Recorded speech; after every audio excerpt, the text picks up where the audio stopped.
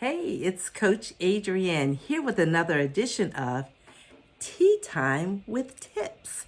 And our thought for today is write it, read it, and run with it. 3 words: write, read, run. I want to know, how many times have you said this or you've done this? Oh, I got to do this. I got to get this done this morning, or today I'm going to do A, B, C. And then you're all revved up. I got it. And then at the end of the day, you realize, oh my word, I've only done A. How did I not do the rest of it? I was going to do it and I meant to do it. What happened to my day? Well, in the healthcare field, as I am, it says if you didn't write it, if you didn't document it, it didn't happen.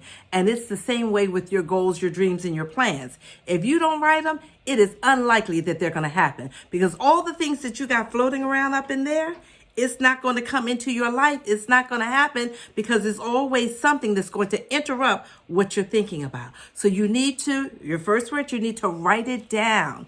And then you need to read it.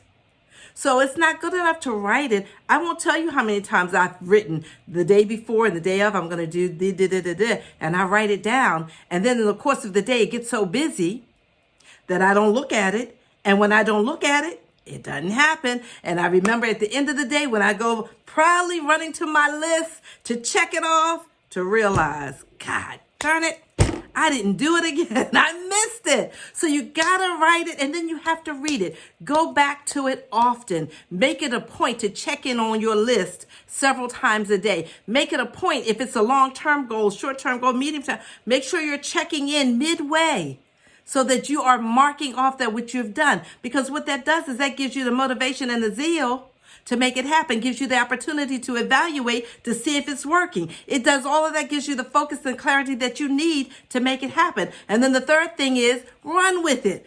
After you've written it and you've read it, run with it. Go make it happen. Go implement it. But in implementation, you still need to remember those first 2 steps, because the next phase of your implementation, you need to write it down. Okay, I've completed this. What's next? Got it? So we're going to make this a productive year. We're going to make things happen. And in order to make things happen, we're going to what? We're going to write it, we're going to read it, and we're going to run with it. Have a wonderful day. Enjoy the rest of your tea. Nana Mug.